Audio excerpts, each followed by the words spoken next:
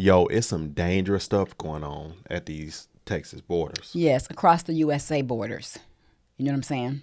Squad teams were standing by, prepared to remove any explosives the Rangers might find. This is because the poor visibility in the dense foliage on the island has led to it becoming a stash site for drugs, duffel bags filled with assault rifles, and even improvised explosive devices. It ain't no thing to do my thing, it's what I did the best. I to the streets. Hey, so I did not know about this. There's an Cartel Island in Texas that they have to monitor regularly because it's a whole island That the cartel members have free taken range over.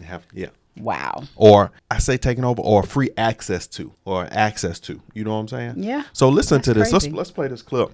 In the U.S.? In the USA. Wow. Texas, baby. Let me tell you something. Texas got a lot more action going on in their border than the San Diego border. Yes, they do. Texas Shout just out like, to I don't know what it is by the Texas border, but it's so much more going on with that one. Shout out to the governor who ain't playing with it either. He's like, no. Right.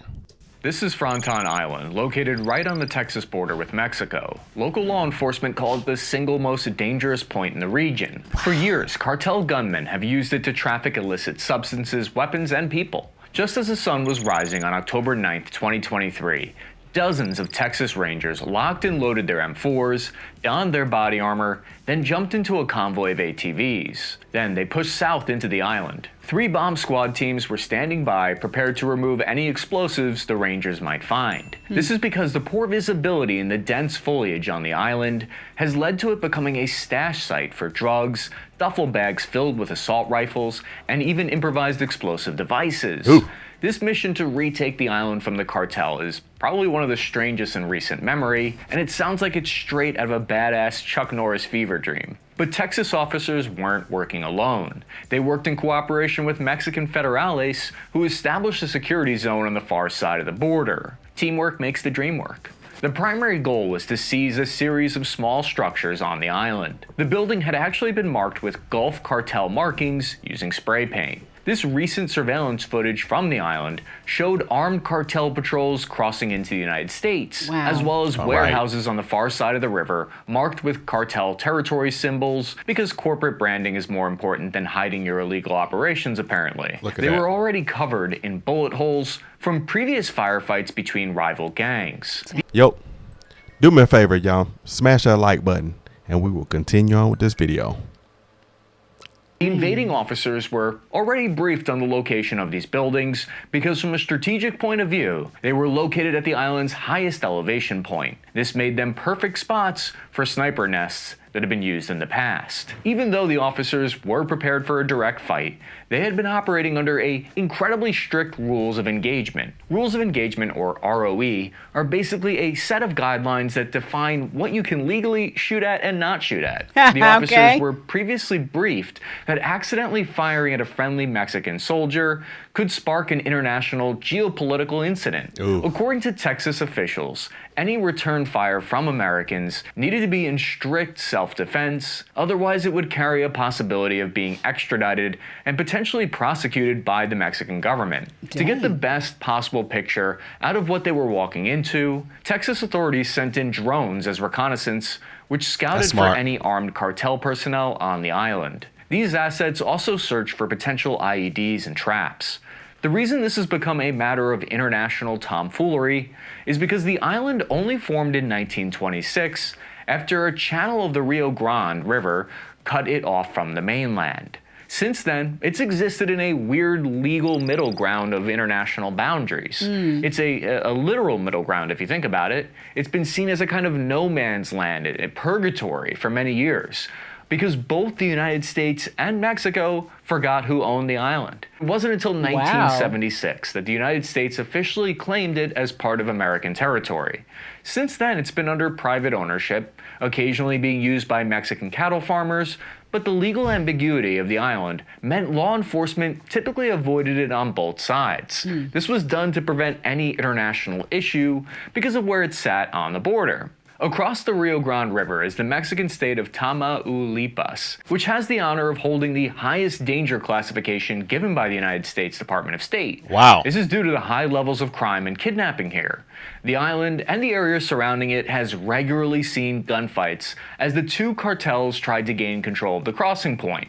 Recently, everyone from Border Patrol agents to local citizens have been targets of deadly shootings here. Due to the unclear ownership of the island, cartel members became emboldened, realizing that they essentially had immunity on the island.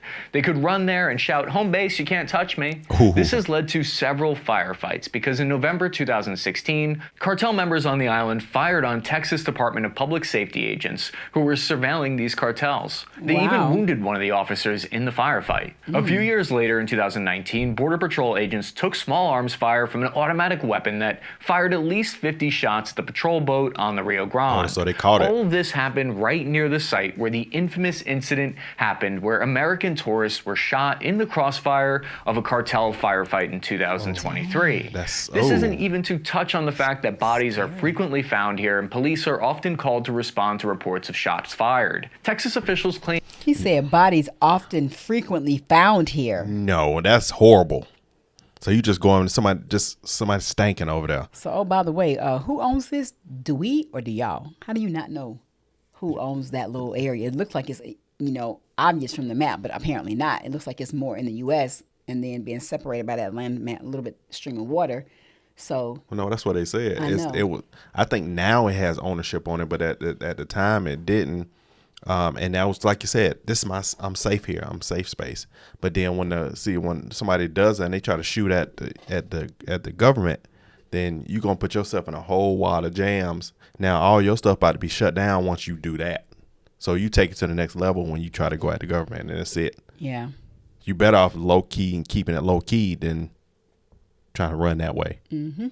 all these explosions and gunfires were likely done as an intimidation tactic to deter American incursions onto the island. Mike Salinas is a 30-year-old veteran of the U.S. Border Patrol, and he explained that despite the island being legally part of Texas, the general theme was, let's not get on there and find out, because the optics of the whole thing might open up a big old Pandora's box of holy moly.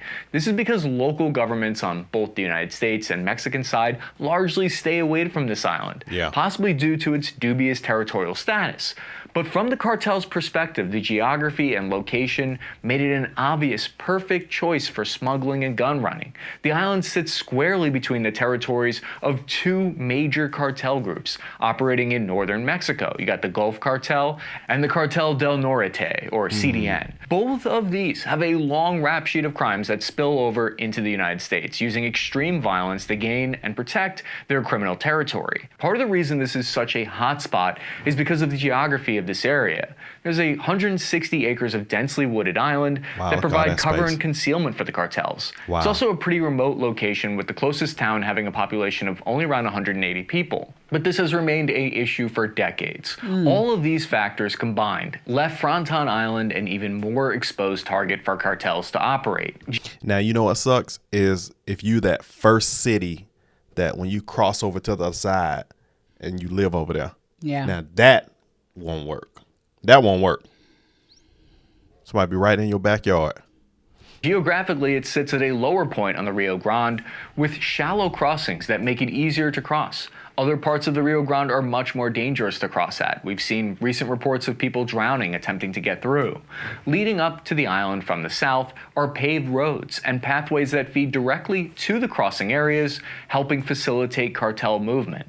Fronton Island reaches a high point of 177 feet in elevation. What that means is, from a tactical point of view, is that it blocks any view or noise from Mexican crossing points and serves as an excellent lookout point into the United States, allowing you to monitor any Border Patrol activity. A typical strategy observed was that the cartel lookouts would use the island to scout for any American patrols in the area. Once the coast was clear, drugs, guns, and people would then be pushed across the river.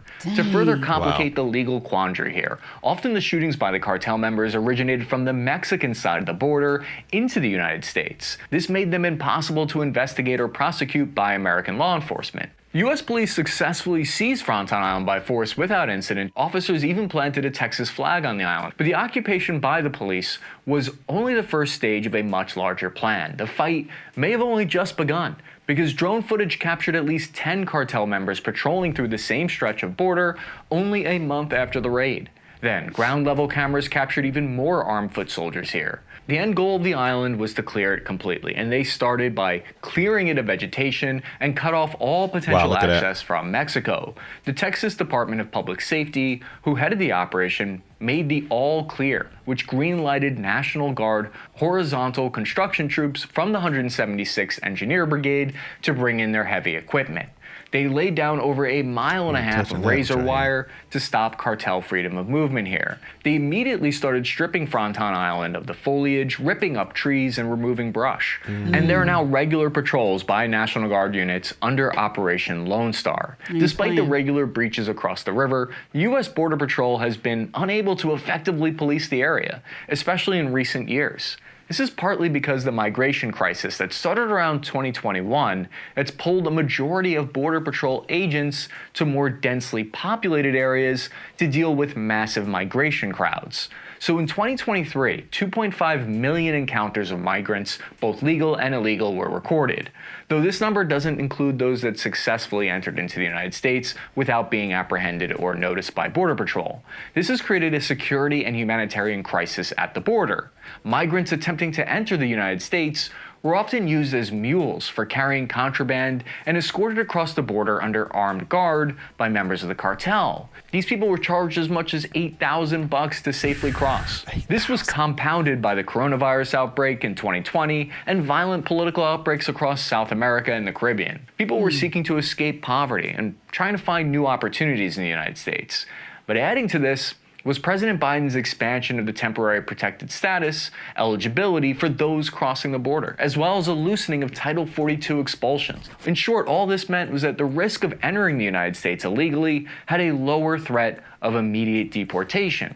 The early morning raid was actually part of a much larger strategy across the border aimed at curtailing cartel activity. Texas Governor Greg Abbott has recently ordered the National Guard and police force to take steps that conflict with orders of the national level given by President Biden. We recently saw Texas National Guard members ordered to take over Shelby Park in a similar incident where there was a belief that the border was not being protected at the national level. American efforts of battling the influx of cartel activity over the border has recently been expanded. By 2021, illegal border crossings into Texas had risen 278% versus the previous year. Wow, look at them. And so the state launched Operation Lone Star in response. This was a comprehensive effort, which included multiple state agencies and thousands of Army National Guard soldiers deployed along the border. And that's exactly why they're at the point of where they are right now. They were like, man, please, we are putting our foot down. They have been having an excess it's crazy. of invasion, an invasion pretty much Crazy. since 2021. It's crazy. Yep. So no wonder he's like, man, forget this. And it's a shame that now that we're having these type of encounters between our states and federal. But what is a governor to do when you got to care about your Texans? You got to care about your people here first, and it should still be that way. It should still be that way. And there's nothing wrong with people coming to our country. We welcome them, but we have to do it in the right process. Yeah. And illegally doing it does not benefit them or the state that they're crossing over in illegally. I just don't care what you say. That's not how to do it. Our state is a immigrant accepting state. We are. We love our people that come from different places that come here that have good to change their lives and change their family lives. But according to in the word of God, you're supposed to obey the laws of the land, and going across the laws of the land is going against God's word. So, yeah. To date, this has led to nearly 500,000 apprehensions at the border. However, cartel violence along the border has only increased, prompting more efforts to stop it. The state of Texas has received the brunt of cartel violence, and for obvious reasons. Its over 1,200-mile border with Mexico creates a security and humanitarian nightmare. The topography along the stretch varies significantly from deserts to mountains. See, that's why San Ysidro is totally different from the Mexican border. That's why you keep hearing about stuff going on over there. We've heard about incidents last couple of years about stuff going on over there. It's too much, whereas our side has got a stronghold on it. And it's less region that you can come across, on like Texas is wide. Yeah. Texas, humongous state. The wall. Yeah. Yeah. River valleys and plains, making it difficult to guard and easy to exploit by cartels. Border agents are forced to spread resources thin on assets that assist them in traversing the area, like ATVs, trucks, boats, and even horses. This is done at the cost of using more personnel and surveillance methods. Despite this, some areas of the border are still simply impassable on the American side. This adds another difficult aspect to the situation, because it means there's an international and cross-border activity that the U.S. has little to no control over. Many areas will have large population centers on the Mexican side of the border and little to no infrastructure on the American side, making them ideal places for launching points into the U.S. Despite federal loosening of border crossing restrictions, Texas State Governor Greg Abbott has continuously pushed for increased patrolling and funding towards the issue, Fronton Island being a primary target in this effort. Though executed by law enforcement, the operation to seize the crossing was conducted like a military operation. Fronton Island is not an isolated objective. Texas Department of Public Safety acknowledges that there's a very strong possibility that it's only part of a prolonged island hopping campaign. Fronton Island wasn't even the first island to be seized by Texas law enforcement. Two small islands approximately 90 miles to the northwest, near Eagle Pass, Texas, were seized near the official border crossing in order to help mitigate illegal border crossings. As Texas continues to ramp up its own efforts to curb the border crisis, legal issues between state and federal governments continue to arise. While working towards the same goal, state law enforcement and federal border control have recently begun to clash over permissions and authorities. Eagle Pass, where the first two islands were seized, is now the grounds of a political standoff between President Joe Biden and Texas Governor Greg Abbott. A recent seizure of a public park by National Guard soldiers sparked controversy after they denied access of the area to Border Patrol agents. Ultimately, this comes down to differences in migration prosecution at the state and federal levels. The U.S. Supreme Court is being tied into the situation regarding the razor wire established around the park, which Border Patrol agents were seeking to cut through in order to process immigrants already across the border. Whether or not this issue will be resolved soon will likely define if future island operations will be able to take place and what kind of legal parameters will be set. No. Yeah. Not under this presidency. Not under this presidency. Get the man out of office, please, quick, fast, and in a hurry. Well, we know that, baby. You said I that just understand like that, but every video. no, not every video. Of course, we know that. Of course, that's what we want. As he said, he doesn't know if this is going to be resolved, and it said no, and that's why I said not right now. It's going to take time. Not with this presidency. No, not with this presidency, and it's going to say. Said that. And when Trump gets in office, it's going to take time. It's not an overnight thing, but they can go ahead and say this is the action plan. We going to act upon it immediately, but it's going to take time to get out all in order. It's going to take time, but that's that is one of his top priorities of business. And when he becomes president again, that's an order of business, because it just makes no sense. And I really, every time I see it, it really infuriates me, because what about the people who live here in this country who need the resources? Yeah, and not just homeless people. So I want to say this: the tough part would be, one of the toughest parts about that is cutting the fences, saying, okay, now we about to cut down what put up was slowing people down because of disagreements between state and Biden. So we're just going to pray, man, because I love when people come from foreign places. I cut it back on. Yeah. I love when foreign people come over the right way, start business, because these are people that you see on a daily basis in different spaces and places, and a lot of these people are cool people. And I understand, of course, we understand wanting a better life for your family, and nothing wrong with that at all. There's still a process, and that's what I want. I want the process to do it, so the people who really want to be productive citizens and add to our country and add to our society, we want those people. But those people who have ill intentions, those who don't want to be, that's the downside. You can't really, you can't gauge that when somebody just coming in the true, other way. The way they need the protection, they're better for their family, but you can't gauge what their intent. I don't know what the process is, but I'm sure each person has to be sat down and talked to. Those people are highly trained. It is a process. They are it is highly a trained process on how to be able to discern and know, because don't nobody be smiling. Every time we cross that border, it's rare. Like out of 50, you might get one of those officers that's really smiling, gonna look at you and and give you a smile. Everybody else is serious. That's why I always tell too. you. That's why I always tell you. I love my Hispanic people, man, because they show me nothing but love. So it's tough to see these things happening, but and they all you look don't strong. like. Listen, you might have.